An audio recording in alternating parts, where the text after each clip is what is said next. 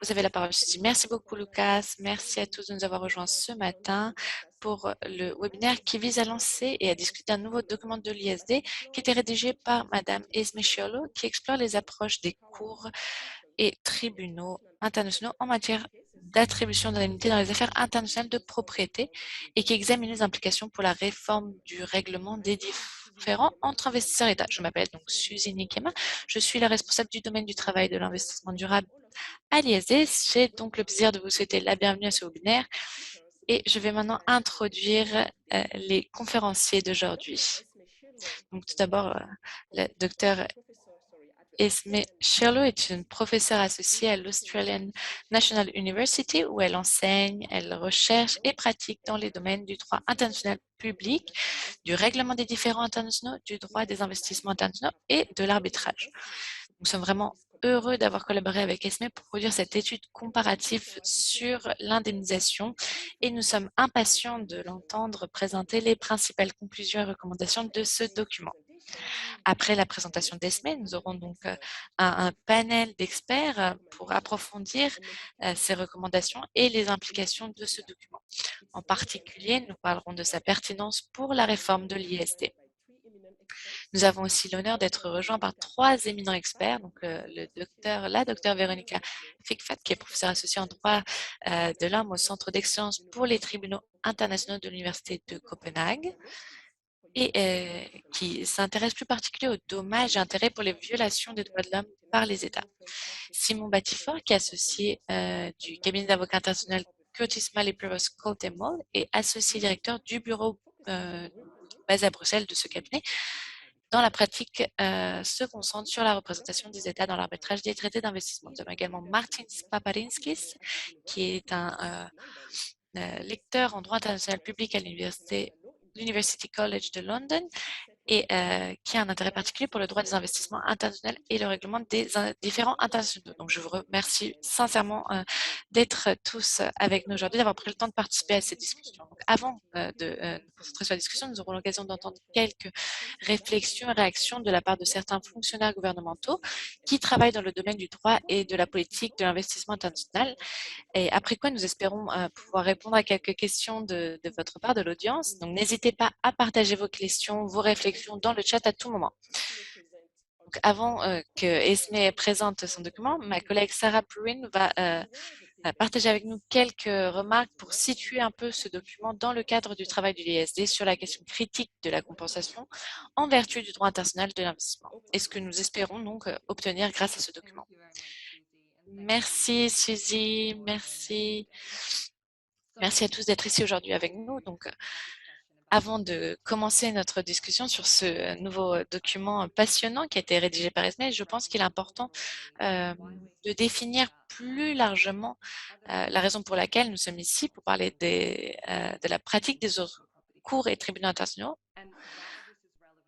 et pourquoi cela est pertinent pour le, le règlement des différends. Donc, en 2020, Jonathan Bonnicia et moi-même avons coécrit un article intitulé Compensation under Investment Treaties, donc l'indemnisation sous les traités internationaux. Et dans ce document, nous avons essayé d'exposer en termes relativement concrets les problèmes que posent les approches actuelles en matière de compensation et d'indemnisation dans le cadre du règlement des différents investisseurs-États. Nous avons noté que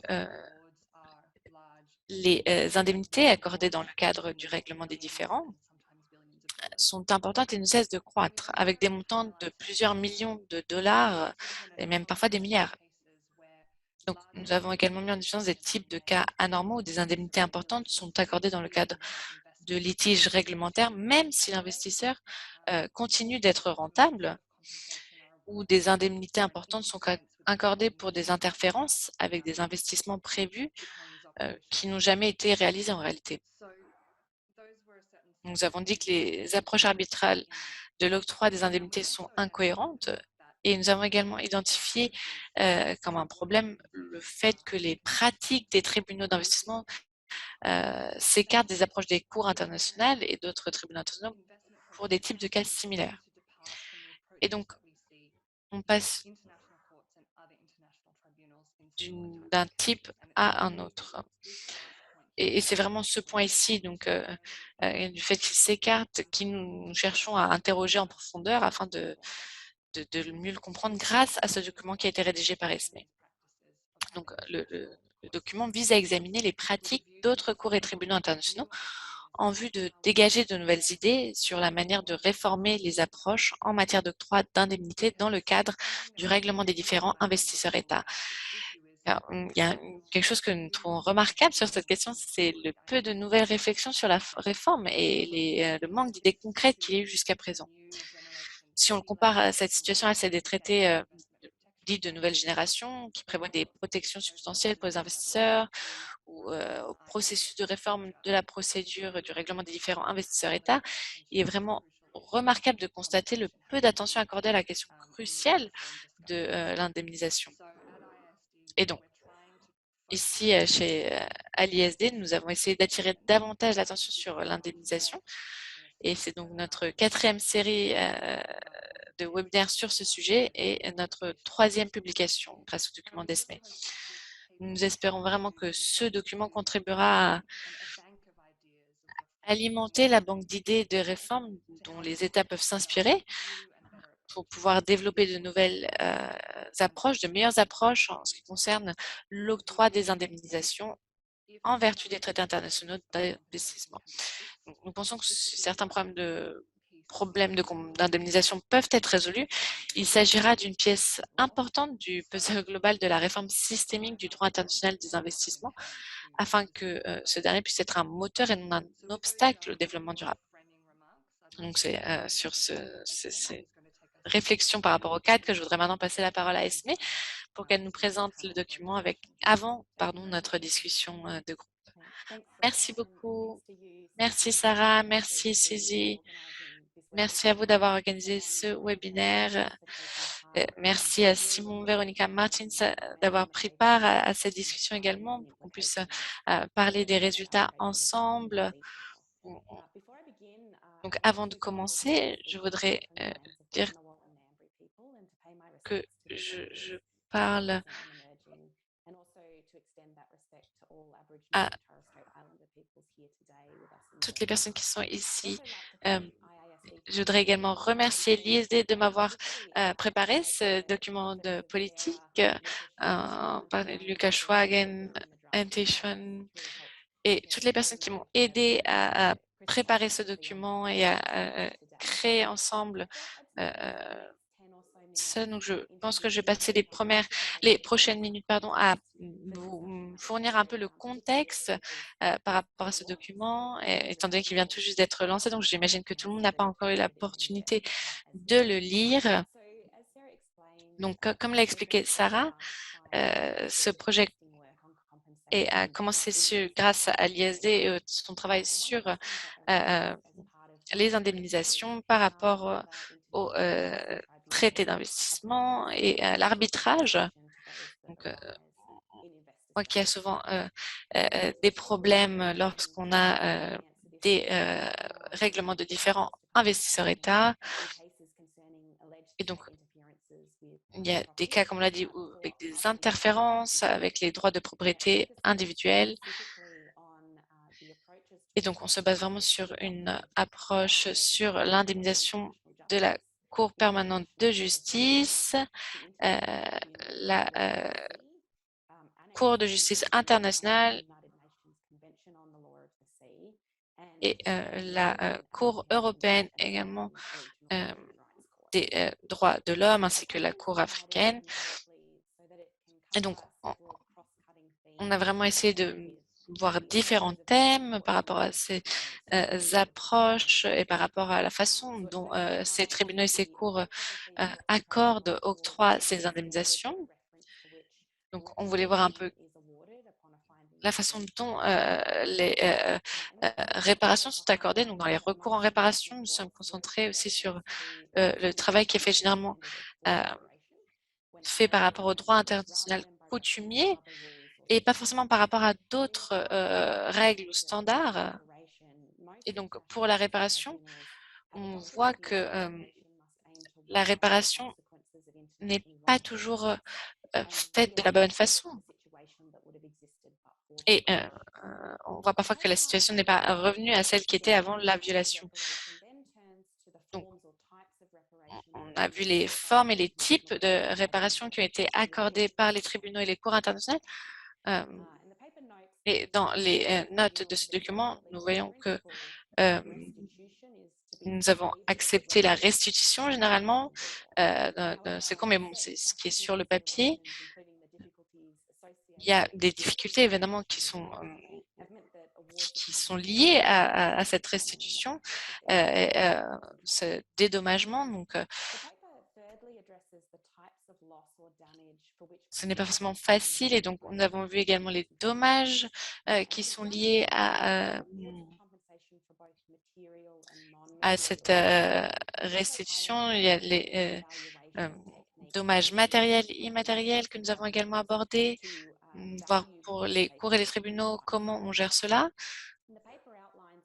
Nous soulignons également dans cette section du document différents cas dans lesquels les cours et les tribunaux internationaux ont accordé une indemnisation pour une perte matérielle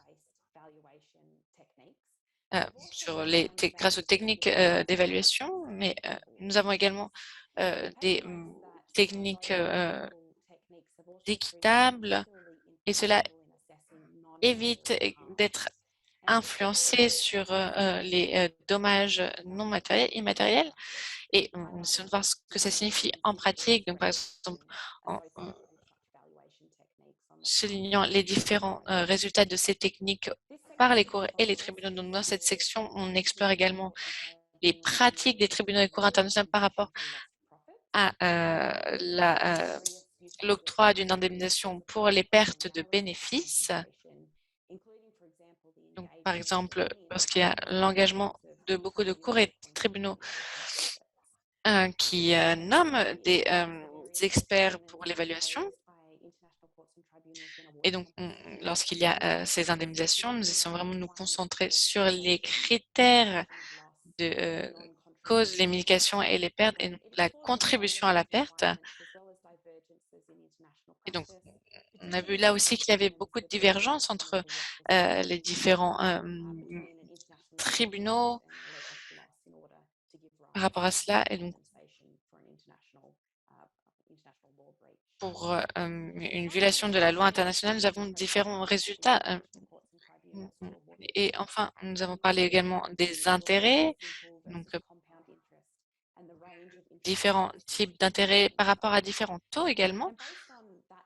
Et sur la base de cette thématique, le document essaie vraiment de souligner le travail qui est fait à l'heure actuelle et on espère que ça peut être une inspiration pour les personnes qui sont en train d'investir dans ces pays.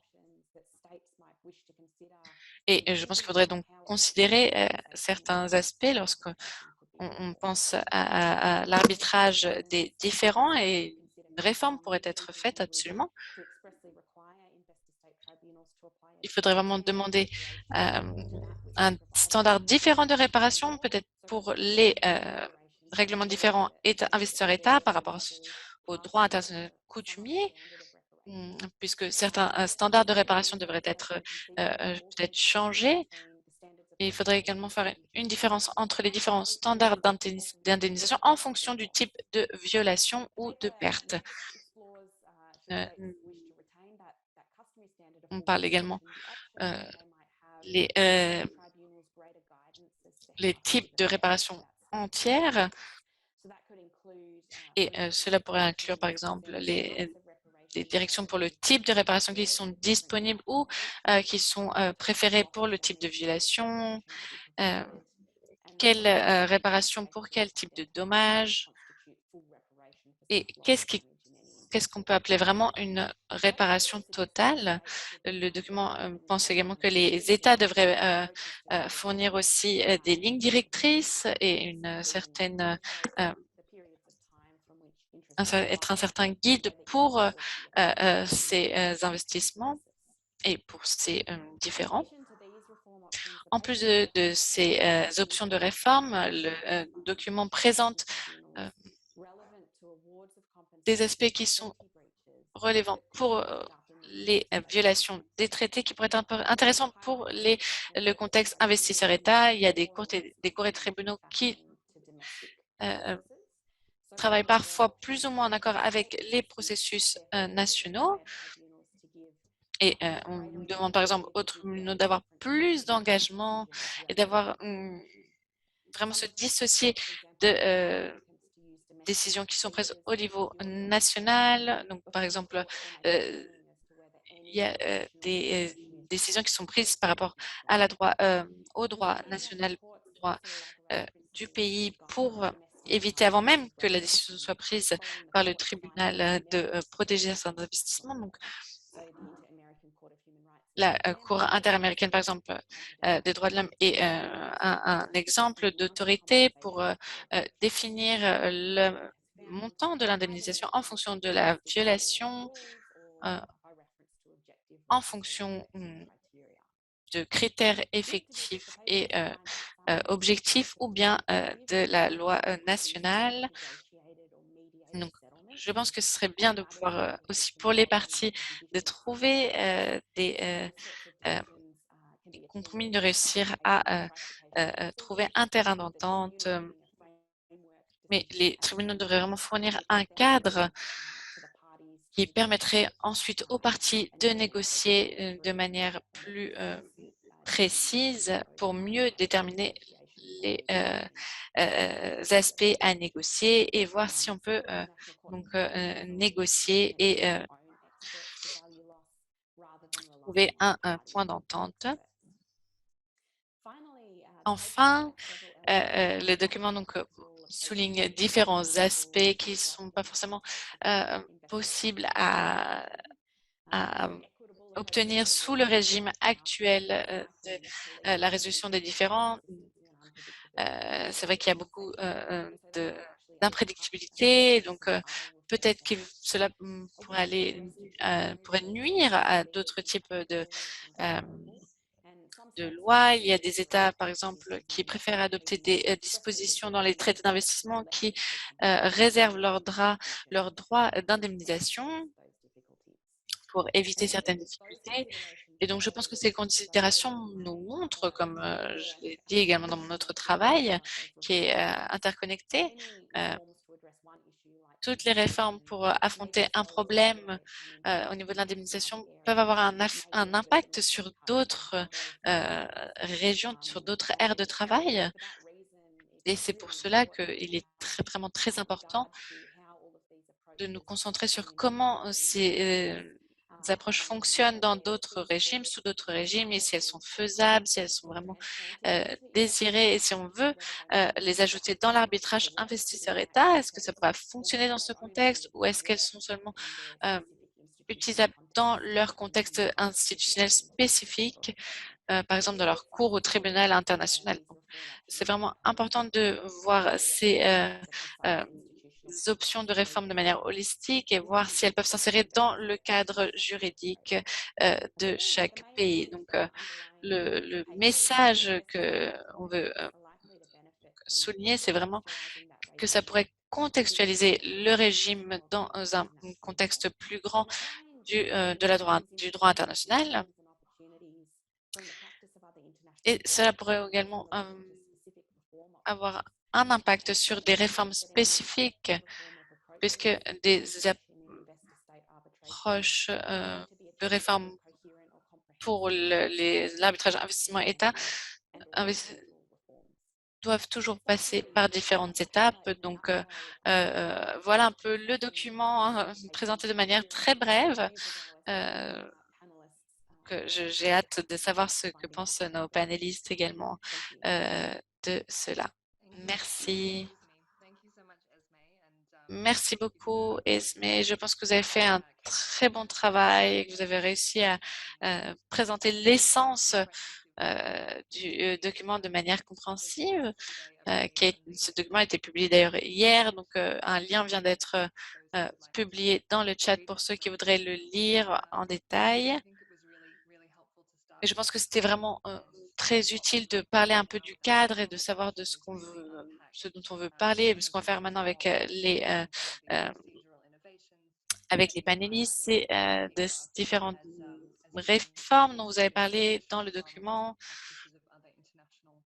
et voir ce qui peut être fait donc avec les différents cours et tribunaux. Et ce qu'on fait avec ce panel aujourd'hui, c'est vraiment amener des gens qui peuvent offrir différentes perspectives euh, sur les réformes avec des points de vue innovants par rapport à ce que tu as dit, Esmé, sur l'interconnectivité de ces réformes également et de l'aspect juridique en nous concentrant également sur le fait que tout n'est pas forcément faisable pour tous. Donc, il faut toujours être attentif à cela. Donc, voir comment ces réformes peuvent s'insérer dans un, un contexte déjà préexistant. Donc, merci beaucoup. Maintenant, je vais passer directement à la discussion du panel. Donc, j'ai ma première question pour Simon. Donc, j'ai vraiment hâte d'entendre votre point de vue, puisque vous êtes un praticien. Donc, les tribunaux d'investissement ont tendance à regarder au-delà du monde de l'arbitrage d'investissement lorsqu'ils rendent leur sentence en général. Donc, quelle est la pratique et est-ce que vous pensez qu'ils devraient le faire plus ou moins souvent et est-ce que c'est un pattern entre guillemets? Merci beaucoup, Sarah. Donc, tout d'abord, je tiens à vous remercier, Suzy Kema et l'ISD de m'avoir invité aujourd'hui. C'est vraiment un plaisir d'être ici avec euh, autant de personnes distinguées. Je voudrais également applaudir et féliciter Esmé pour son travail. Donc, pour répondre à la question, est-ce que les tribunaux d'investissement regardent au-delà du monde de l'arbitrage d'investissement lorsqu'ils rendent leur sentence en général? Je pense que la réponse est oui et non. Oui, puisque beaucoup, si tous, euh, on se base sur des principes de base et souvent il y a un jugement factuel sous la Cour internationale de justice et sur l'indemnisation, on a euh, différents articles pour la responsabilité. Donc la raison est simple. En, en dehors des clauses d'expropriation, il n'y a pas de clause dans les traités sur l'indemnisation. C'est pourquoi les tribunaux doivent se baser sur des principes qui ont été créés par le droit international coutumier. Donc ça, c'est la partie oui de ma réponse. Mais je dis également non, puisque dans l'application pratique de ces principes de base, pardon, les tribunaux ont un peu dévié euh, de, de la pratique, dévié, se sont éloignés de la pratique de base des tribunaux et cours internationaux. Par exemple, pour les actifs, on pensait à la rentabilité, par exemple, on en a parlé, Sarah, tout à l'heure, mais lorsqu'une entreprise généralement n'a pas d'histoire de rentabilité, alors les cours et tribunaux internationaux pensent que c'est difficile d'utiliser les méthodes d'évaluation euh, pour voir l'activité en cours de l'entreprise pour le futur. Et donc, c'est là qu'on parle de la fameuse méthode DCF. Mais donc, dans les articles dont j'ai parlé précédemment, on dit que dans le cas où l'entreprise n'est pas vraiment concernée, ce sont les cours et les tribunaux qui s'occupent de la dissolution. Et voilà, on ne fait pas référence à l'arbitrage d'investissement, mais à d'autres cours et tribunaux internationaux. Donc, le commentaire se fait sur le fait que ces parties pourraient être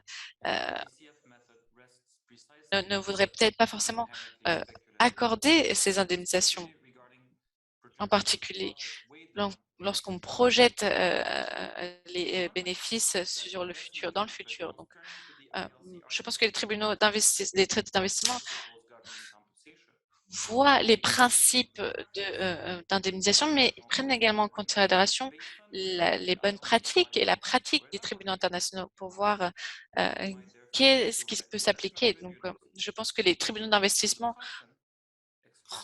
prennent en considération différents aspects, donc, mais sur une méthodologie qui n'est pas forcément euh, une méthodologie d'évaluation qui n'est pas forcément la meilleure et parfois il y a trop d'attention. Par exemple, on est trop il y a trop de précautions qui sont prises. Par exemple, ils n'ont pas forcément envie d'utiliser la méthode des CF. Donc, il faut vraiment qu'on réussisse à s'éloigner de cette pratique, forcément.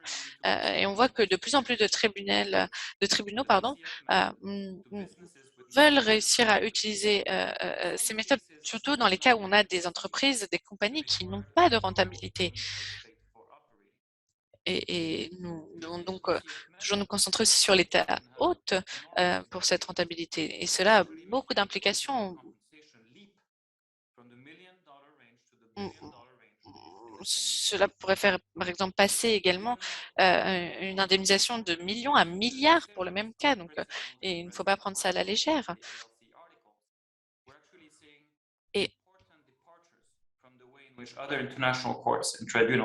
ce qui est important aussi, c'est d'appliquer donc ces principes. Évidemment, ce ne sont pas les seules zones, les seules aires sur lesquelles on peut parler, pour lesquelles il est souhaité qu'il y ait un divorce entre guillemets entre ces approches.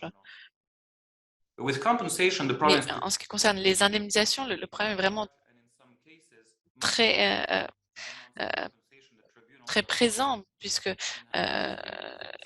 les sommes qui peuvent être octroyées peuvent avoir un impact vraiment crucial pour les pays.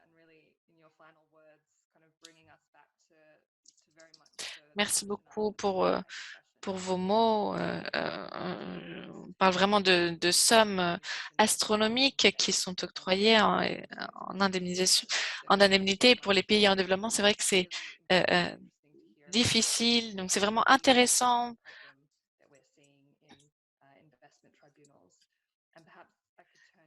Donc maintenant, peut-être que je peux passer à Véronica pour poser une autre question. On aimerait donc avoir des informations sur d'autres cours et tribunaux qui ont tendance à s'engager dans une pratique comparative qui conduit à une fertilisation croisée des approches et des idées.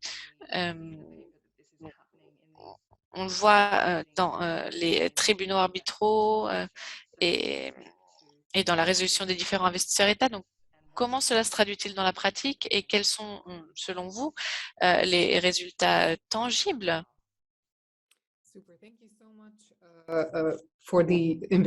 Merci beaucoup pour votre invitation. Je soutiens ce que Simon a dit. Merci Ismé pour cet article remarquable qui couvre de nombreuses juridictions.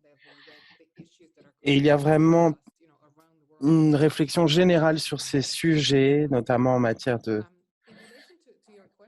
compensation. Concernant votre question, je pense qu'il est important de prendre comme point de départ, et d'ailleurs je vais sûrement parler des tribunaux et cours internationaux permanents, donc institutions. Il semble faire face aux mêmes dilemmes et aux mêmes questions. Quel type de preuves prendre en compte pour déterminer les réparations, ce qui est bon comme preuve, ce qui est persuasif? Y a-t-il un établissement de lien, de causalité? Quelle approche? Est-ce que c'est la valeur du marché pour un traitement équitable? Et à quel niveau on établit ces indemnisations? Est-ce qu'il y a un certain niveau de marge de manœuvre? Et concernant les institutions permanentes, ils ont vraiment saisi cette opportunité d'apprendre les uns des autres. Et je pense aux cours et tribunaux des droits de l'homme et aux cours internationales. Et elles peuvent apprendre à travers la jurisprudence, Simon l'a déjà dit, et Esme a expliqué cela de manière remarquable. Et on peut faire cela en voyant quel tribunal a une approche de réparation intégrale, quelle est la charge de la preuve, qui doit faire preuve de cela, est-ce que ce sont des sommes globales? Mais même lorsqu'on regarde la jurisprudence, les précisions de ces tribunaux montrent bien la différence. Et donc, ce qu'elles apprennent, ce n'est pas d'être au même niveau les unes des autres, mais voir comment elles se différencient et ce qui est spécifique dans la juridiction. La Cour interaméricaine des droits de l'homme a une approche des indemnisations qui souhaite changer les États en leur sein pour éviter de nouvelles violations, alors que concernant la Cour internationale, elle est moins conservatrice, moins interventionniste et elle établit simplement les dommages, les indemnisations à recevoir selon la situation. Cet apprentissage mutuel se fait également de manière informelle, à travers des réunions, des juges qui parlent au téléphone, mais également en face à face, sur la manière dont on peut approcher cette évaluation des indemnisations et quel montant. Et je pense que ça s'applique particulièrement à cette approche des indemnisations équitables ou des sommes globales. Et il y a souvent des montants très clairs, très importants. C'est souvent 60 millions, pas 60 millions, 100.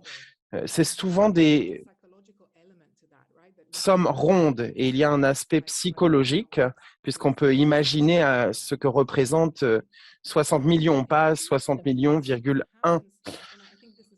Et je pense que c'était le cas avec le cas Diallo notamment, où il y a eu un premier cas pour la Cour internationale de justice. Quelle est la valeur d'une vie? Comment évaluer des dommages aux personnes? Et ce genre de questions que la Cour européenne résout quasiment au quotidien. Il y a des échelles, des grilles en interne pour évaluer ces montants, mais la Cour internationale de justice n'avait pas ça. Et donc, il y a ce genre de discussion avec la Cour européenne des droits de l'homme également sur la manière dont on peut établir ces montants et quelle est la justification derrière. Et je pense que ces réunions informelles sont très importantes et très utiles pour les juges parce que, d'une certaine manière, eux, ils ne sont pas des comptables et ils ne travaillent pas dans un système national où il y a des fois quasiment des menus de la valeur de chaque type de dommage ou d'indemnisation. Et donc, je pense qu'il y a de plus en plus d'apprentissage mutuel qu'on ne le croit de manière informelle. Et d'ailleurs, la Cour européenne des droits de l'homme, lorsqu'elle établit des indemnisations équitables, il regarde si les pays pourront payer ces indemnisations ou non. Et s'ils pensent que ce ne sera pas possible, alors ils réduisent le montant. Et donc ça, on peut apprendre les uns des autres entre les différentes juridictions. Je m'arrêterai là, mais merci beaucoup pour ce remarquable article. Merci, Véronica. Très intéressant, en effet, d'entendre comment cette pratique de brassage et d'apprentissage mutuel se fait dans ces cours institutionnalisés entre les juges, et je pense que cela revient à ce qui a été dit par Simon, comment ces pratiques diffèrent selon les régimes. Merci beaucoup. Maintenant, j'aimerais me tourner vers le prochain intervenant. On a parlé de ce que font les tribunaux d'investissement, de ce que font les cours internationales, mais j'aimerais maintenant qu'on parle un peu de ce que font les États lorsqu'ils élaborent leur traité d'investissement. Alors, j'aimerais vous poser la question suivante. Lorsque les États signent des traités d'investissement ou développent des modèles, pensez-vous qu'ils les perçoivent comme un instrument qui peuvent permettre d'être une colonne vertébrale, un soutien, ou pensez-vous que c'est plus largement un problème? Merci, Sarah. L'avantage d'être le dernier intervenant, c'est que je peux faire référence à tout ce qui a été dit précédemment et me rejoindre aux commentaires qui ont été faits sur ce travail remarquable par les organisateurs et également l'auteur de l'article. Donc, je vous félicite tous pour ce travail. C'est une question très profonde. Quelle est la réflexion des États sur ce sujet? Et je souhaiterais soulever 4 points ici. Sarah a posé la question de savoir si les États, lorsqu'ils établissaient des traités, voyaient cela dans le contexte de leur activité plus généralement. Et le fait simple d'utiliser ce vocabulaire, d'agir au niveau international, ne fait pas qu'on se situe notamment dans un cadre de droit public international. Et donc, il y a une idée assumée que les États soient des acteurs du droit international public. Et il y a ce bagage d'égalité souveraine, de relations entre les États et cette capacité à avoir une activité législative au niveau international à travers le droit coutumier, des traités et la conception de ces traités dans le contexte des organes législatifs, notamment en matière de traités. Et notamment, c'est très important dans cette discussion, la responsabilité. Donc, je pense que ça va sans dire, mais on peut le dire. Oui, tout à fait. Le deuxième point qui me choque particulièrement et qui arrive souvent lorsqu'on parle de droit d'investissement, puisque bien sûr, le droit d'investissement a toujours été dans le cadre du loi transnationale, et on peut le dire, les traités d'investissement sont arrivés à un moment bien spécifique du développement de la législation internationale, notamment lorsqu'on débat de leur contenu et l'existence notamment des protections de l'investissement international. Et donc, l'objectif était clairement que cela se fasse dans le contexte des discussions plus larges au niveau juridique. Et lorsqu'on pense aux indemnisations plus spécifiquement, les États connaissent cette idée qu'une indemnisation va probablement arriver à la suite de traités internationaux, bien sûr, dans la vie réelle. Il y a des dossiers qui arrivent sur le bureau des institutions de ces acteurs. Et donc, ce sont ces personnes qui vont gérer les traités d'investissement. Mais à côté d'eux, dans les pays européens ou à la Cour des droits de l'homme ou à la Cour interaméricaine, au Moyen-Orient, il y a également la commission d'indemnisation des Nations Unies. Et donc, je pense qu'il y a cette omission dans cette judiciarisation, à savoir que les États, cela n'arrive pas en Asie au moins. Donc ça, il y a vraiment un point d'interrogation en matière d'indemnisation qui sont plus connus dans certains contextes, notamment en Europe, et moins habituels dans d'autres régions. Ce qui m'amène à mon troisième point. Je pense que ce contexte n'est pas d'incorporer tout cela. Et d'ailleurs, c'est intéressant dans l'article, il faut prendre en compte le contexte institutionnel. Le droit international offre un cadre sophistiqué sur les sources, les responsabilités, notamment sur le droit applicable dans les juridictions, notamment dans un contexte bien particulier. Mais si on regarde la manière dont les autorités ont géré ce point, eh bien, on voit bien cette nuance, notamment dans le jugement Diallo, et Véronica y a fait référence. La Cour internationale n'avait pas beaucoup d'expérience sur ce sujet par rapport à d'autres institutions. Et de la même manière, le travail de la Commission du droit international a également travaillé de manière nuancée. Lorsqu'on regarde les commentaires, le commentaire 6 notamment, l'IRC essaye de gérer cette tension, notamment en matière de droits et lois développés par d'autres organes, et on peut voir cela comme une manifestation du principe général. Et donc, il y a cette tension dans les sensibilités et cette idée plus globale avec ces principes plus généraux. Et mon dernier point ce qui me surprend le plus, ce qui m'impacte le plus dans le droit d'investissement, c'est que d'une certaine manière, il nous force à confronter les implications plus générales des responsabilités de l'État, ce qui est habituellement modulé par un autre aspect. Mais compte tenu de la rareté des États qui font des demandes ou leur manque de volonté à générer ce genre de précédents, où les organes politiques, notamment dans les contextes régionaux, et donc, ce type d'arbitrage d'investissement n'est pas de ce type et donc il pousse souvent à une judiciarisation des sujets qui sont habituellement gérés d'un point de vue politique. Et donc, ça ne répond pas vraiment à la question, mais en effet, cela se fait dans ce contexte.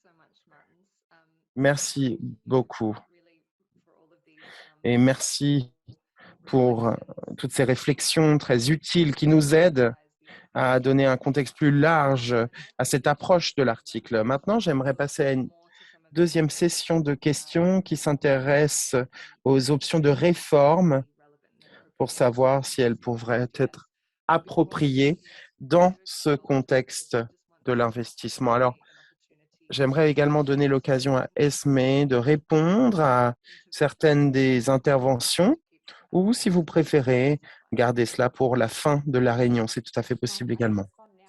Je pourrais répondre maintenant. Merci beaucoup aux panélistes pour ces contributions très riches qui sont complémentaires également sur la manière dont les tribunaux d'investissement utilisent les approches d'autres contextes de droit international et comment elles pourraient les utiliser de manière plus générale. Pour revenir sur ces commentaires, je peux dire que d'une certaine manière, comme Simon l'a dit, le contexte du droit public international part du principe que dans le contexte des arbitrages d'investissement, souvent ces traités ne donnent pas d'informations spécifiques lorsqu'il y a une violation du droit international.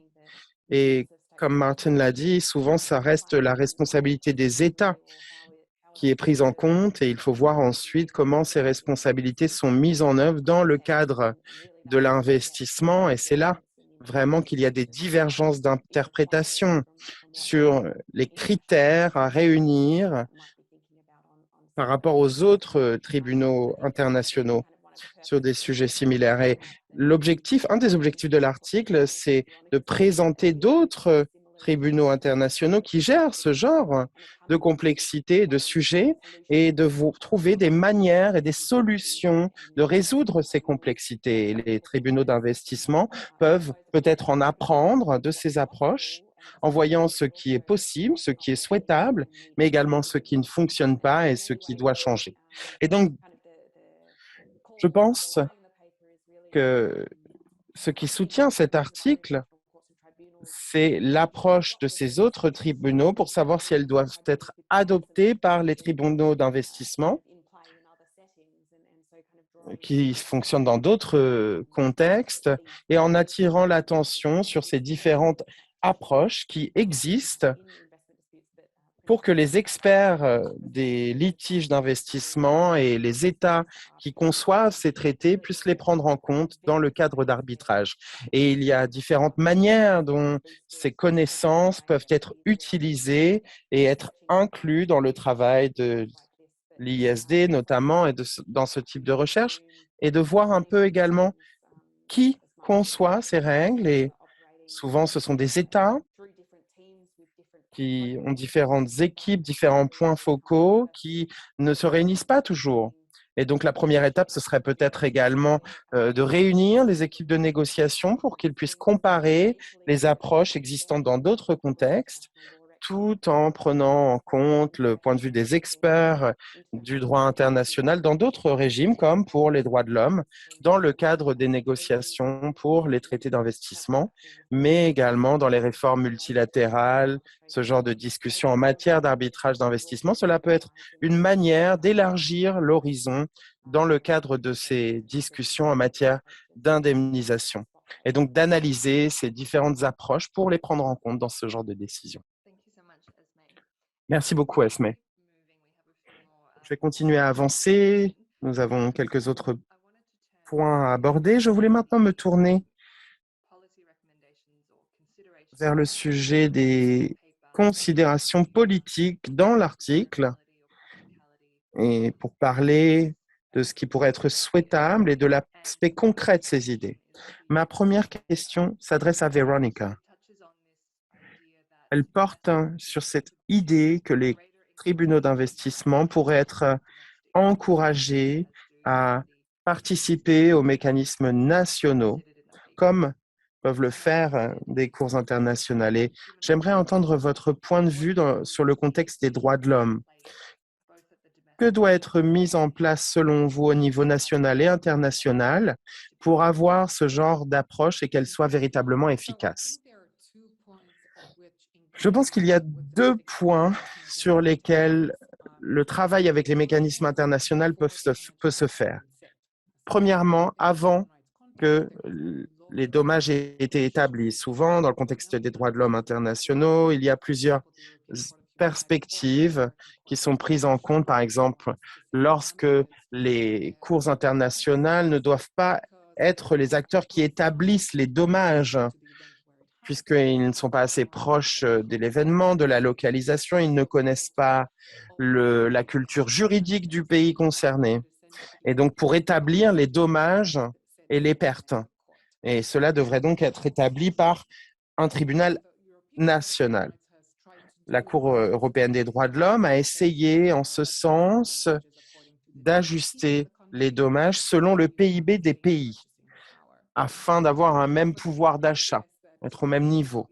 Mais je pense que le souci ici, c'est que les tribunaux nationaux ont des approches culturelles différentes des dommages et pertes. Certains tribunaux peuvent être très généreux, alors que d'autres tribunaux peuvent restreindre beaucoup ces décisions. Et donc, il y a un argument disant que les montants pourraient différer énormément. Une autre préoccupation, c'est la question de l'indépendance d'un tribunal au niveau domestique, national, surtout là, maintenant qu'il y a des discussions sur l'idée que les politiques pourraient empêcher un tribunal national d'établir des dommages trop élevés ou qu'il pourrait nommer des personnes, des juges en ce sens. Et donc, il y a des préoccupations sur l'idée de laisser les tribunaux nationaux, même s'ils sont plus proches du terrain, comprennent la culture juridique. Il y a certaines préoccupations sur ce fonctionnement. Et donc, dans ce contexte, ça n'a pas encore été le cas. Ça pourrait être une possibilité de travail avec le mécanisme national. Une autre question, c'est ensuite la mise en œuvre et le respect de l'indemnisation. Une fois qu'il y a eu une décision de l'indemnisation, on peut se demander ensuite qui, au niveau national, pourrait faire en sorte qu'elle soit bien mise en œuvre et respectée. Je ne parle pas simplement dans le pays, mais également pour savoir comment un tribunal pourrait faire appliquer ces indemnisations envers un pays tiers ou une partie tiers. Et donc là, il faut savoir quelles sont les lois nationales, et là je parle du contexte de droits de l'homme, qui permettent ce type de demande, parce que souvent c'est une responsabilité de l'État. On essaye de récupérer une indemnisation internationale ou une demande envers un pays tiers, par exemple la Russie. Et donc, là, je parle de UCOS. Le cas UCOS, eh bien, il existe maintenant des mécanismes qu'on explore et des possibilités dans les pays européens notamment pour voir comment les lois nationales de ces pays pourraient être utilisées afin de faire respecter ces indemnisations, notamment contre les actifs russes. Mais le problème, c'est que certaines lois nationales peuvent le permettre, mais souvent, d'autres ne le permettent pas. Et donc, la question qui reste en suspens, c'est que lorsqu'il manque une base juridique et lorsqu'il n'y a pas de jurisprudence, on a tendance à s'attendre à attendre de voir comment ces tribunaux nationaux réagissent lors de ce genre de manque. Merci beaucoup, Veronica. C'est très intéressant, en effet, de vous entendre parler d'un travail plus conjoint avec les mécanismes nationaux, comment cela pourrait permettre de s'adapter aux cultures nationales et également à la capacité de paiement des États, puisque ça, c'est un souci récurrent dans le contexte du développement. Simon, je vais me tourner vers vous maintenant. Une des autres idées soumises dans l'article, c'est que les tribunaux d'investissement pourraient être encouragés à utiliser les pouvoirs de procédure pour nommer des experts aux tribunaux plutôt que de se baser sur ceux des parties concernées. Qu'en pensez-vous? Que pensez-vous de cette idée? Quels sont les impacts concrets dans ce genre de possibilités? C'est une question très intéressante qui fait l'objet de débats depuis pas mal de temps et c'est une bonne chose que l'article se penche là-dessus et passe en revue les pratiques des tribunaux internationaux. Souvent, lorsque les tribunaux nomment des experts, ils se basent sur eux. Et l'idée, c'est que ces experts soient perçus comme plus indépendants que ceux nommés par les parties au conflit. Et on voit cette émergence de cette idée, on voit qu'il y a une pratique dans les tribunaux internationaux de ce genre de possibilités. Mais on voit que dans les arbitrages d'investissement, et souvent c'est dans les deux cas, je dois le dire, ne souhaitent pas déléguer ce contrôle à un expert qu'ils n'auraient pas eux-mêmes choisi. Et souvent, cela est présenté comme une chose négative. La perception est que les partis peuvent souhaiter garder cette capacité à nommer leurs propres experts pour pouvoir les influencer. Mais il y a un autre point de vue sur cette question. Les partis veulent être sûrs d'avoir la capacité de développer et présenter leurs perceptions sur certains sujets clés en travaillant de manière étroite avec un expert qu'ils ont choisi sur ces sujets. Cela peut les inquiéter qu'un expert nommé par le juge pourrait, entre guillemets, ne pas comprendre certains sujets alors qu'ils peuvent s'assurer que cela n'arrive pas avec des experts nommés par les parties. Les parties sont souvent préoccupées par le processus de nomination de ces experts par le tribunal. Ils n'ont pas toujours confiance en les experts des tribunaux pour faire le bon choix de nomination. Et même si techniquement il n'y a pas de conflit d'intérêt pour ces experts, les parties peuvent être préoccupées par l'idée que ces experts aient le bon niveau de compétences et d'expérience nécessaires pour gérer ce type de problématiques très complexes dans le cadre des arbitrages. Il y a des situations où des experts nommés par le tribunal peuvent être un avantage. L'article parle d'exemples où euh, certaines parties n'ont pas nommé d'experts et dans ces cas, le tribunal considère qu'il est logique d'avoir des experts nommés par le tribunal qui peuvent apporter une perspective différente de celle du demandeur. Et plus généralement, on peut réfléchir à ce rôle éventuel d'experts nommés par le tribunal. Plutôt que leur rôle soit perçu comme un rôle général, le mandat pourrait être limité à une assistance au tribunal sur certains sujets clés sur lesquels le tribunal rencontre des difficultés. Mais plus généralement, je pense que c'est une idée délicate et éventuellement problématique de remplacer ces experts nommés par les parties par ceux nommés par le tribunal. Il faudrait éviter des abus et donc je pense que ce ne serait pas mon point de vue sur ce sujet en tout cas. Merci beaucoup. En effet, c'est très utile d'entendre ces points de vue, des impacts éventuels moins clairs sur ce genre de possibilités qui sont présentées dans l'article. Merci beaucoup. Je vais maintenant me tourner vers Martin.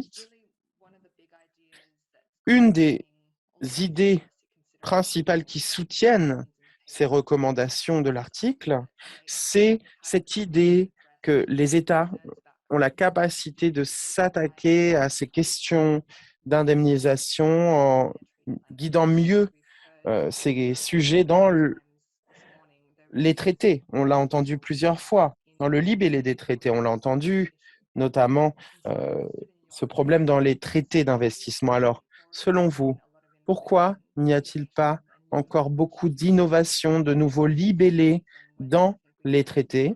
Et pourquoi pensez-vous qu'on va en voir de plus en plus à l'avenir, selon vous? Je vous passe la parole. Merci. Je pense que c'est une question cruciale.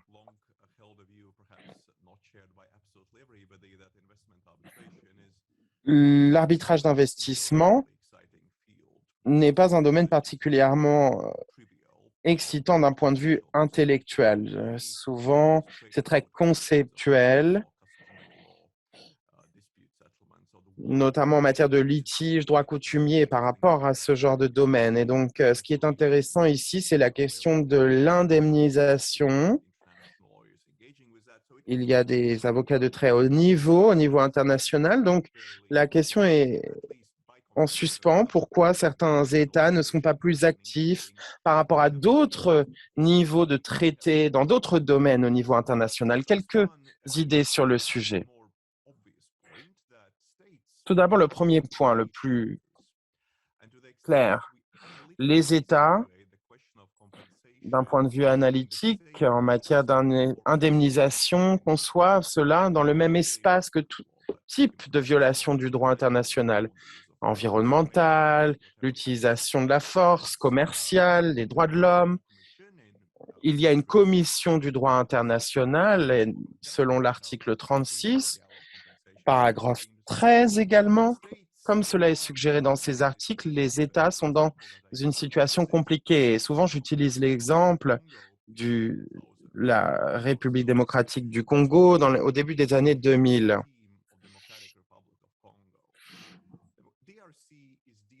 La RDC a 3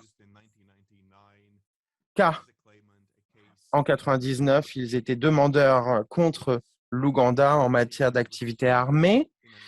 Ils ont également été poursuivis par la Guinée équatoriale, Diallo, et en 2000, ils ont présenté une poursuite en matière de juridiction universelle et mandat d'arrêt.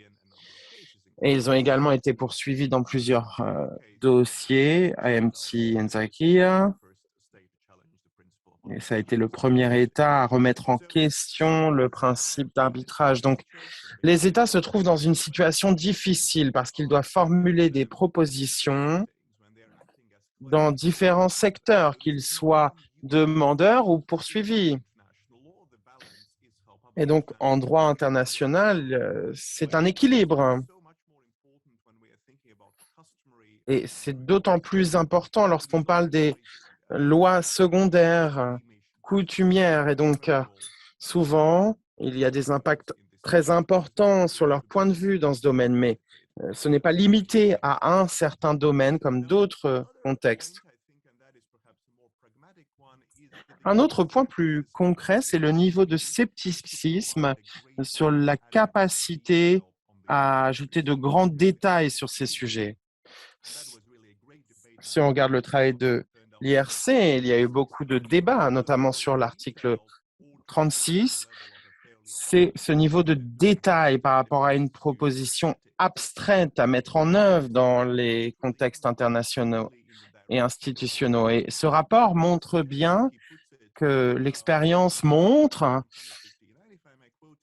comme dans le paragraphe 150, que l'expérience dans ce contexte montre que même si les illustrations montrent des considérations de proportionnalité dans le droit international, ils ont la tendance à être donné de grands détails est souvent un échec. Et donc le fait d'ajouter de nombreux détails ne nous aide pas beaucoup.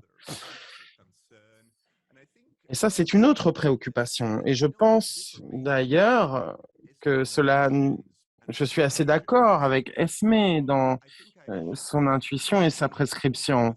Mais je comprends un peu mieux ce scepticisme, en partie compte tenu des personnes à quelles il s'adresse. Il s'agit de points extrêmement sophistiqués en matière de droit international public, mais comme nous le savons, il y a des tribunaux bien particuliers qui peuvent être surpris de voir qu'il n'y a pas d'obligation générale d'indemnisation au niveau du droit international en cas d'action illégale. Et donc, la question, c'est encore de savoir à qui cela s'adresse. Si ce sont des avocats internationaux très de haut niveau, eh bien, le point sur la causalité, le système non punitif, il faut gérer cela. Putting the basics in a more detailed way would not help us either. So that is a little bit of a puzzle that we are talking about the language. C'est But vraiment un puzzle dont tu es en train de parler par rapport au langage et ceci n'est pas encore résolu. Je pense que j'ai déjà dit que peut-être le focus devait être moins sur les détails et plus sur une acceptance explicite des principes qui font déjà partie du système de responsabilité afin de rééquilibrer la balance. Et donc, je pense que cette mitigation, atténuation fonctionne à travers le système, même si j'ai dit moi-même que le système d'indemnisation devrait avoir un principe séparé pour pouvoir affronter tous ces différents. Et je pense que c'est difficile pour les États d'avoir à quoi faire, que faire avec des principes qui sont vagues. Il faudrait donc qu'ils soient bien plus précis. Nous avons par exemple le CDPP. Je pense qu'avec eux, ils peuvent trouver des bons et des mauvais exemples d'application des lois.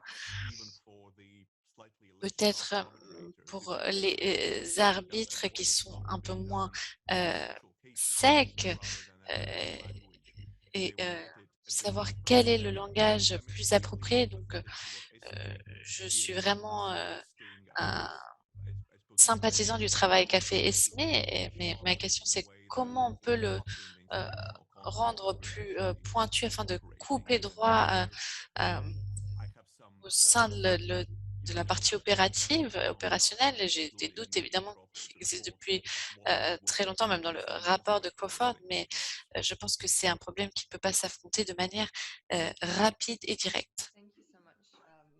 Merci beaucoup, Martins, pour ces réflexions. Je vois qu'il y a une question. On a demandé le lien par rapport au texte de Crawford. Donc, si vous avez un moment pour pouvoir partager le lien ou partager votre mail à la fin du webinaire pour qu'on puisse avoir toutes les informations. Merci beaucoup pour toutes ces réflexions. Je vais maintenant me tourner vers Esme pour vous donner encore une fois l'opportunité de répondre à certaines de ces réflexions avant qu'on passe à la partie finale du webinaire et qu'on prenne quelques questions pour y répondre. À toi, Esme. Oui, merci juste pour rebondir sur les commentaires de Martins, je suis d'accord. Je vois qu'il y a un engagement croissant par rapport à ces problèmes, mais j'ai des doutes sur la façon dont on peut dire que ces approches peuvent être, qu'elles soient plus compréhensibles. Je pense qu'on peut donner un peu une direction pour l'Union européenne, le Canada, les investissements internationaux pour savoir comment affronter ces problèmes et le fait que l'indemnisation ne devrait pas être octroyée sur une base punitive. Je pense que donc, trouver des dispositions plus compréhensibles, mais j'ai peur que ce ne soit pas encore facile pour les États d'avoir une opération totale. Je pense que il peut y avoir un petit changement dans l'approche, mais ça va prendre du temps et de la pratique pour pouvoir vraiment donner les directions à suivre aux tribunaux. Et dans le document, lorsqu'on l'a ébauché, on espérait d'avoir presque une approche de boîte à outils. Donc, voir les pour et contre, les problèmes qui pourraient naître de certaines applications pour certains États et tribunaux.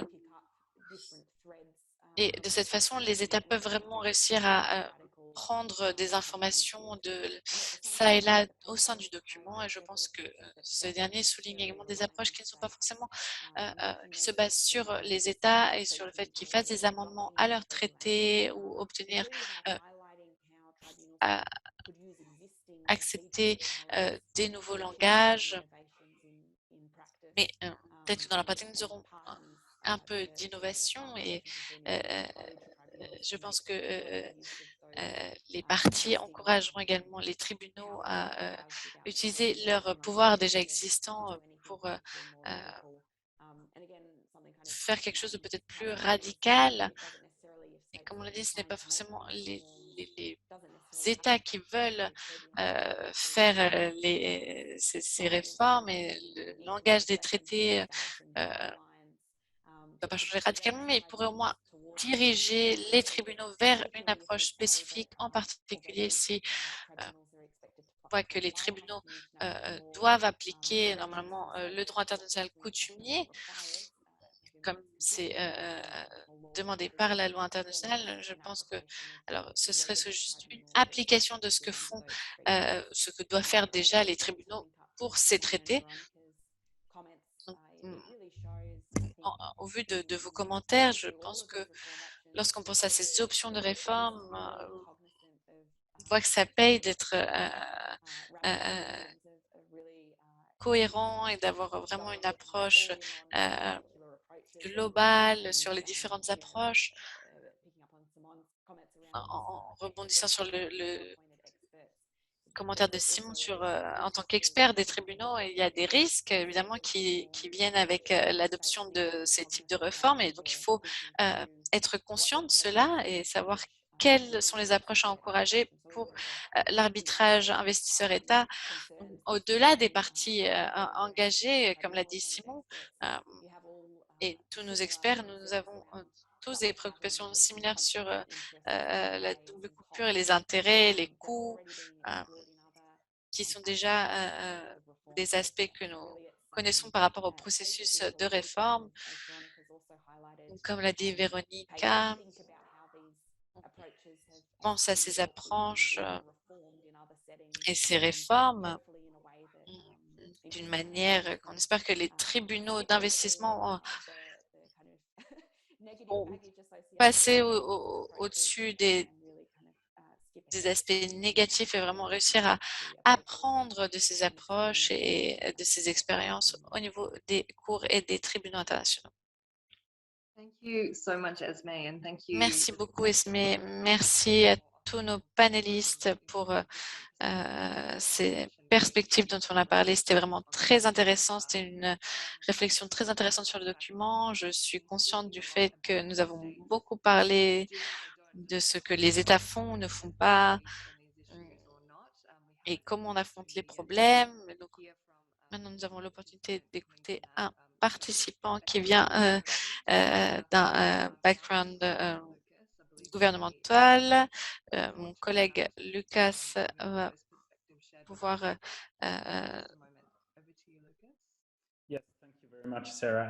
donner la parole à un de nos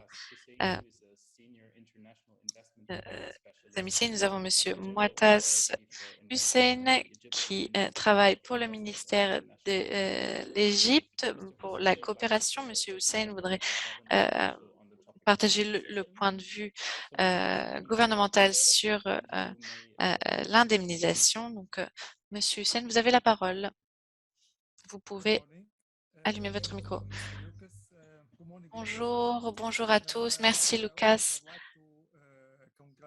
Oui, tout d'abord, je voudrais féliciter l'ISD et Madame Shirlow pour ce document si précieux et qui vraiment affronte un problème très important, surtout au niveau de l'arbitrage des investissements et du langage des traités. Je parle en ma capacité en tant que partie de l'équipe égyptienne pour la négociation. Donc, tout d'abord, je voudrais affronter un problème important par mon humble perspective. Je pense que on a l'octroi d'indemnisation a porté l'attention sur une source unique du problème, mais les montants énormes qui sont octroyés ont révélé que les dispositions ont un rôle très important dans cette ère également. Et donc, dans ce contexte, les dispositions classiques sur les propriétés et sur l'expropriation ont tendance à ignorer les façons dont on calcule l'indemnisation.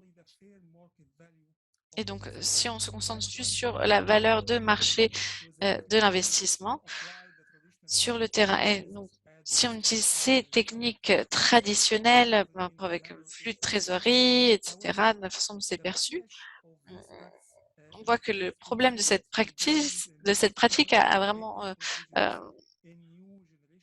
augmenté les préoccupations et surtout la façon dont on calcule cette indemnisation, surtout lorsqu'on se base sur toutes les pertes. Et je pense qu'il faudrait vraiment qu'on se concentre sur le fait qu'on obtienne un équilibre entre l'intérêt privé et public. Et en ce sens, beaucoup de temps ont commencé à inclure des dispositions innovantes et des clauses qui concernent ces indemnisations et leurs détails dans le langage des RDE, par exemple la différence entre la valeur juste de marché, juste avant par exemple les prêts de propriété ou comme je l'ai dit avant,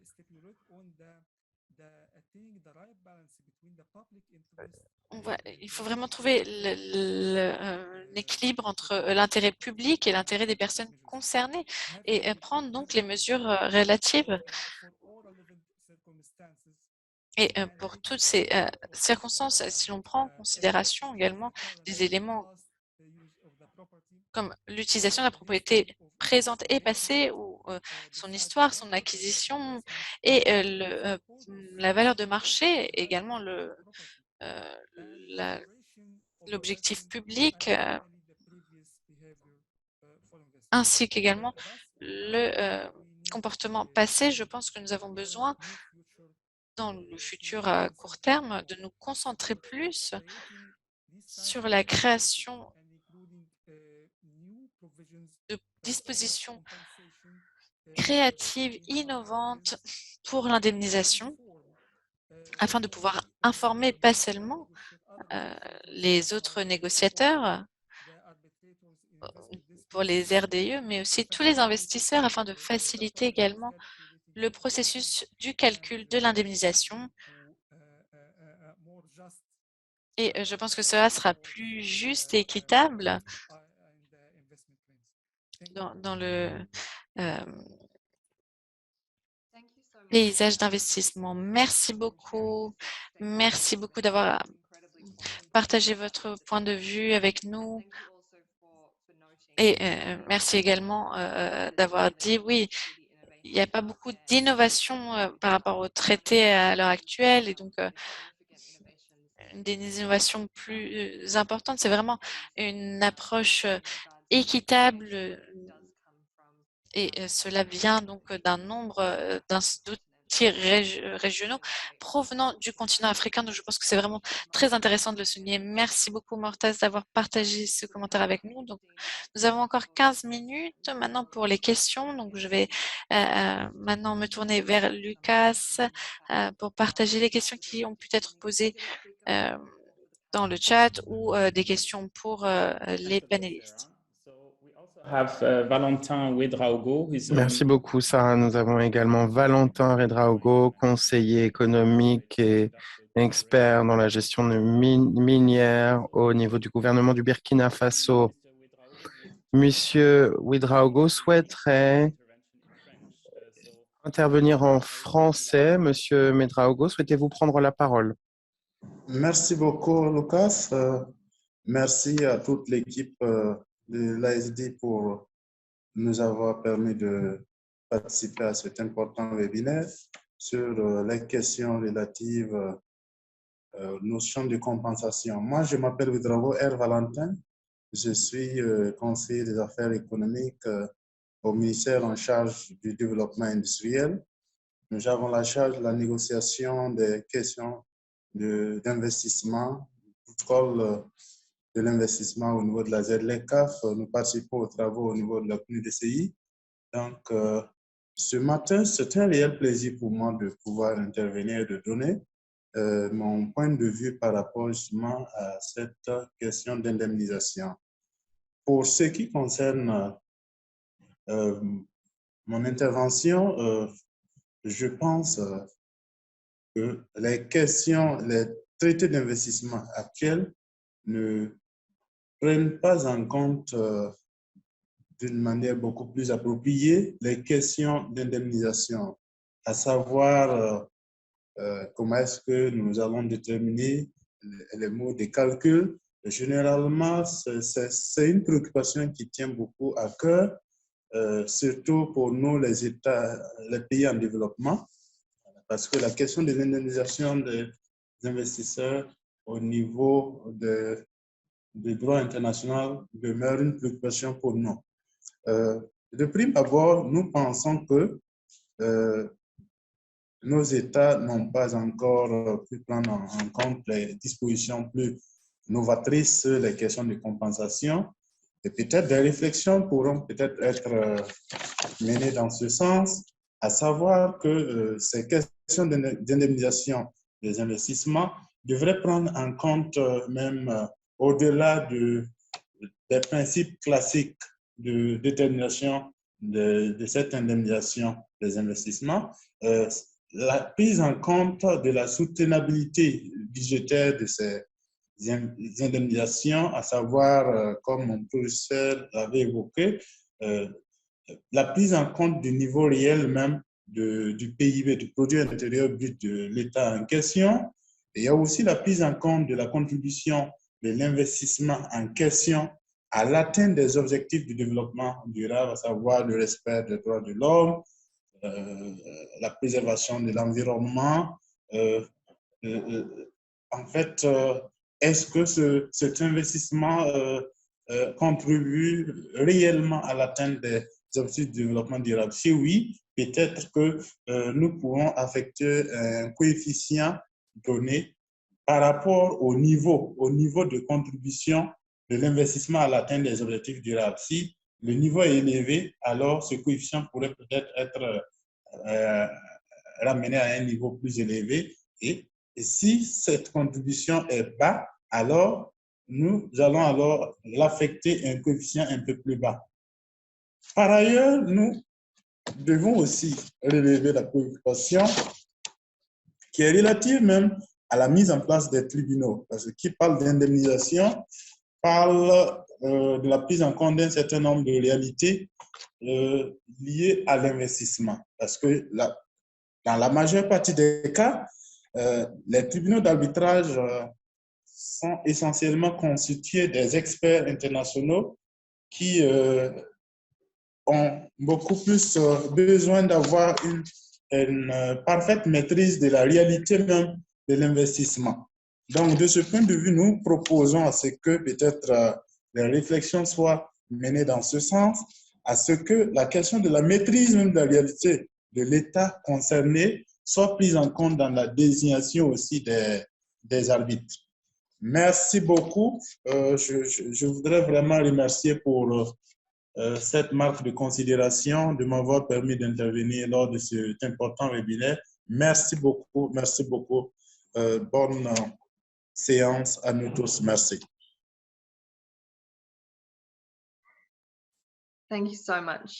Merci beaucoup.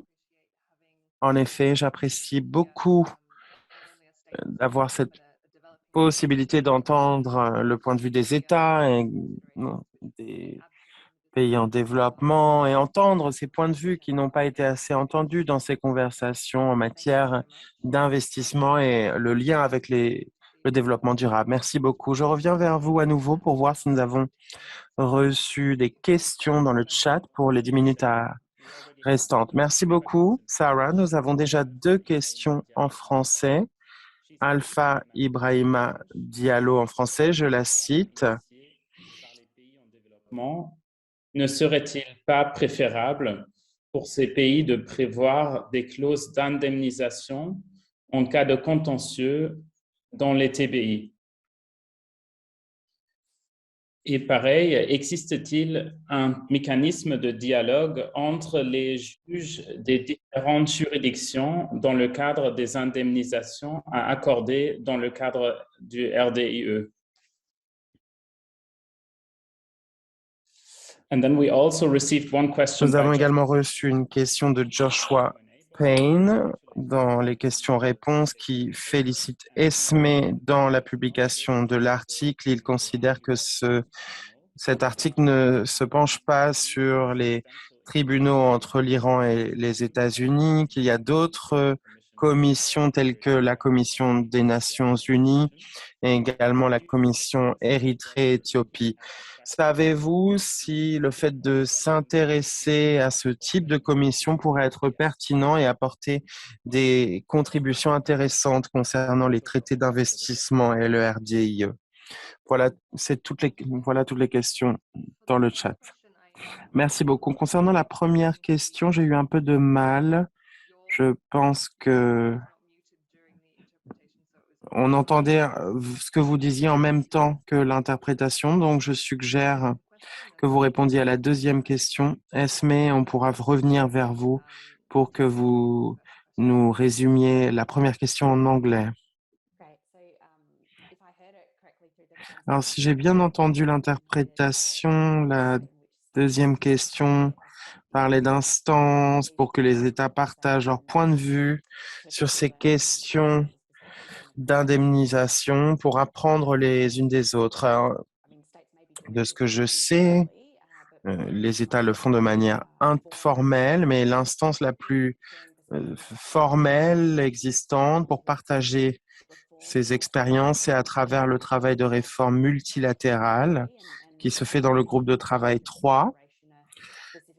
Indemnisation, réparation à l'ordre du jour du groupe de travail numéro 3 qui donne aux États un bon environnement pour qu'ils puissent partager leur point de vue et qu'ils puissent en apprendre des différentes approches des tribunaux internationaux s'ils souhaitent entendre des propositions dans le cadre de ces efforts de réforme multilatérale. Ce type de discussion peut également se faire à travers le processus de modernisation des traités, notamment concernant l'indemnisation à l'agenda de ces pays. L'UE a fait une proposition assez détaillée à un stade précoce pour l'approche en matière de réparation.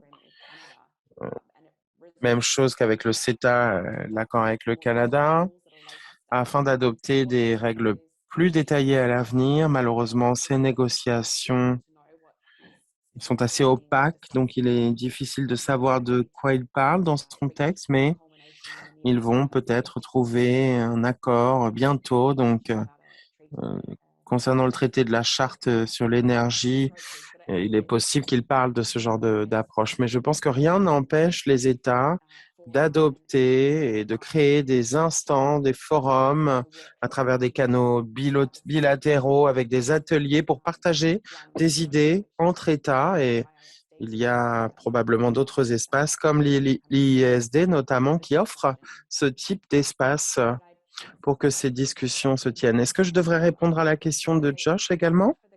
Merci beaucoup pour votre question, Josh. Et ça revient bien à ce qu'il était possible d'intégrer dans cet article au départ. On a parlé des idées de cet article et il y avait moins de tribunaux qu'on allait mentionner à la base. Et bien sûr, on avait fait une liste des tribunaux qu'on souhaitait inclure compte tenu de leur haut niveau, leur profil, le nombre de décisions en matière de réparation, d'indemnisation, et l'article a été bien plus important que ce que nous pensions faire au départ, plus grand, plus long. Et comme vous pouvez le voir, on a parlé de plus de tribunaux que prévu au départ. Le tribunal Iran-États-Unis fait partie des tribunaux que nous souhaitions inclure, mais à un moment, il a fallu prendre des décisions et je pense que lorsqu'on s'intéresse à ce genre de commission, de tribunaux, cela permet également d'entendre des contributions très intéressantes sur les pratiques existantes et Je pense que ce qui manque un peu dans l'article peut-être, c'est également les approches plus affinées en matière de plainte contractuelle. Et peut-être que je pourrais étudier ce genre de sujet. Ce serait intéressant et permettrait d'établir d'autres possibilités. Et ils ont également probablement des approches différentes sur ce genre de sujet ou des pratiques similaires qui permettraient également de renforcer certaines conclusions de l'article. En tout cas, dans l'introduction, j'avais bien noté que les organes, en tout cas le choix des instances ne reflétait pas leur importance. Il fallait simplement restreindre le choix pour cet article en particulier. Merci beaucoup, Esme. Je vais peut-être répéter la première question. Je pense que vous avez mal entendu l'interprétation. La première question était de savoir s'il était possible, dans le cadre des réformes à initier dans le pays en développement, s'il ne serait pas préférable pour ces pays de prévoir des clauses d'indemnisation en cas de contentieux dans les TBI. Alors, je pourrais essayer de répondre. Une petite précision sur la question peut-être. Cela fait peut-être référence à ce que Martins et moi-même avons dit à la fin dans les discussions de panel. Pat Martins va peut-être pouvoir répondre à la question ensuite. Nous avons peut-être une approche un peu différente. Je pense qu'il y a de plus en plus de clauses, il y en aura de plus en plus qui permettront une meilleure pratique, mais je pense que les États pourraient en faire plus dans les traités afin de guider un peu les tribunaux sur le type d'approche qu'ils souhaiteraient qu'ils adoptent.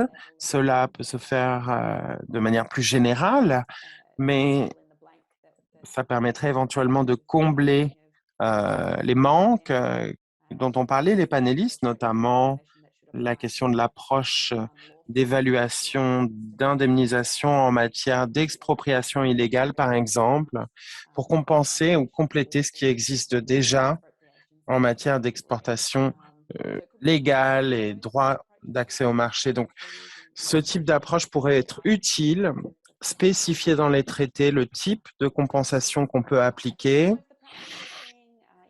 certaines pratiques qu'on observe, d'affinage pour spécifier le fait que les dommages ne doivent pas être punitifs, également en matière de taux d'intérêt, mais également concernant le fait de spécifier, par exemple, la devise du paiement.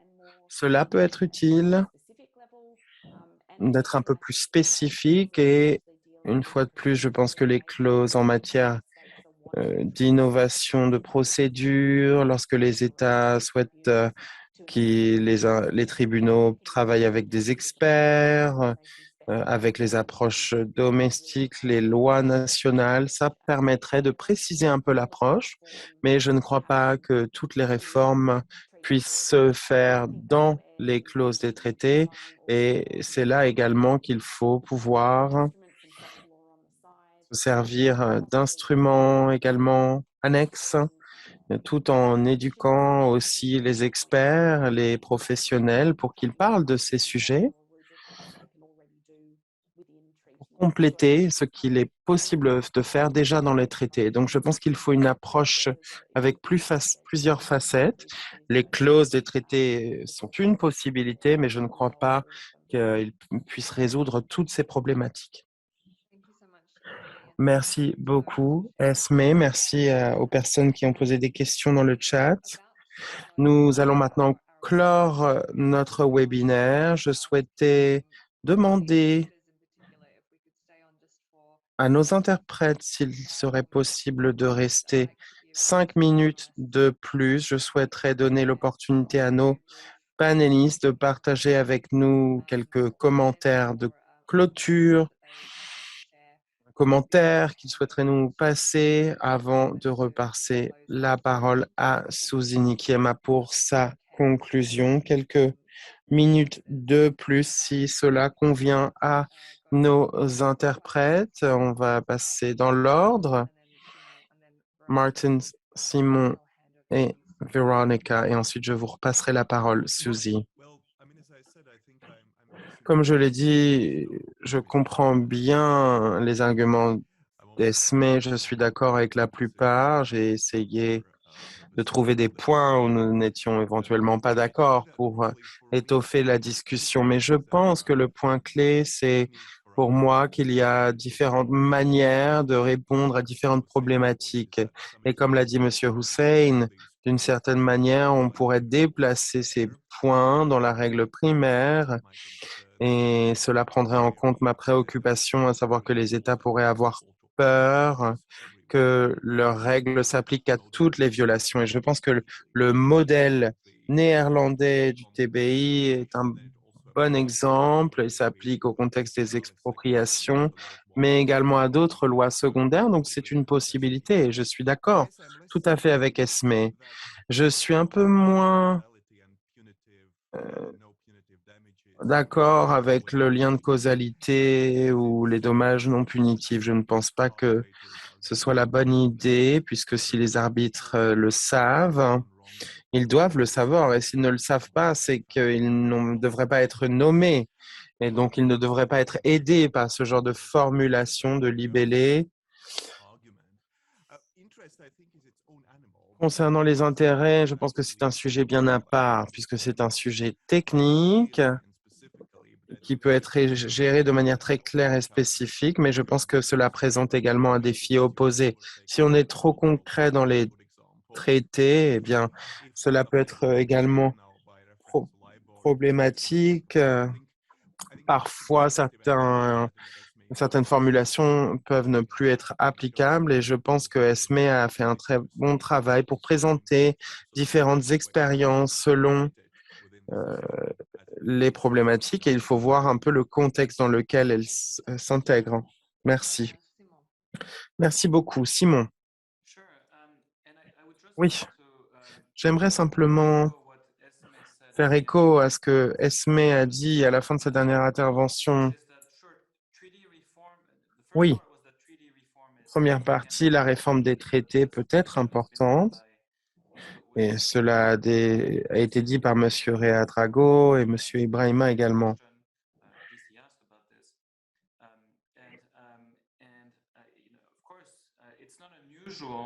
Bien sûr, il n'est pas inhabituel que les États partis réagissent à la manière dont la jurisprudence se développe. On l'a vu dans plusieurs exemples, notamment dans la clause anti-Mafiazzini dans le périmètre du MFN, qui s'est adapté à la jurisprudence. Et on voit comment il peut y avoir des clauses anti certaines pratiques en se basant sur la jurisprudence en matière d'indemnisation par rapport à des préoccupations telles que l'inclusion du risque pays,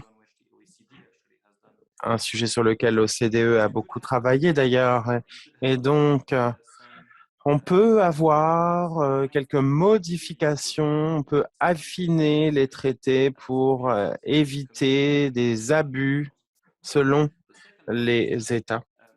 La deuxième partie, c'est que les États doivent faire attention à préserver la flexibilité sur ces sujets qui n'incluent pas ces précisions. Comme cela a été dit, cela fait référence à mon travail, c'est-à-dire que même pour les traités qui n'ont pas de clause anti-Mafiazzini ou ce type de sujet,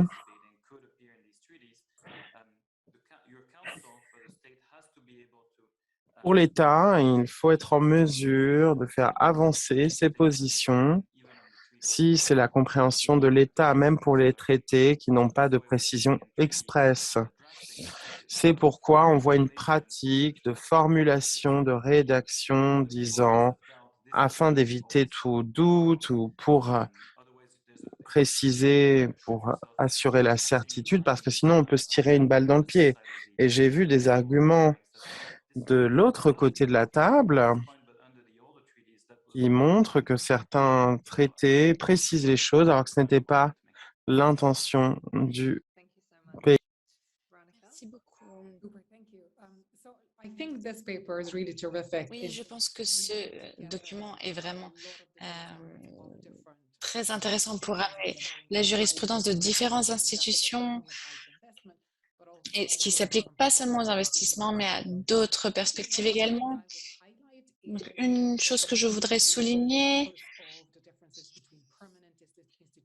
c'est la différence entre les institutions permanentes et non permanentes et le lien entre les dommages et la compliance et le nombre de dommages va affecter évidemment la conformité après. Donc, nous devons penser que lorsqu'on parle des institutions permanentes, cela fonctionne également dans l'autre sens.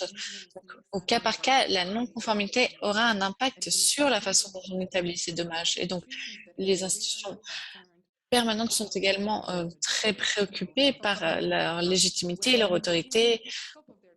Donc, dans le cercle de ce qu'ils font, ils vont dire que cela est lié à la conformité. Mais lorsqu'on pense aux institutions non permanentes, il faut également le prendre en considération. Et donc, c'est encore une question ouverte et en suspens. Merci. Merci beaucoup. Merci à tous pour ces dernières réflexions. Je vais maintenant passer la parole à Suzy Nikema pour quelques commentaires de clôture. Merci beaucoup, Sarah.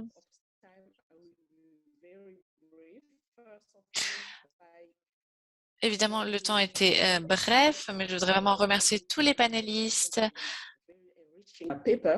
tous les participants pour leurs commentaires. Évidemment, je veux remercier, comme toujours, l'équipe de l'ISD. Merci Lucas, Sophie, Nyamti, Sarah, tous les collègues qui ont pris part.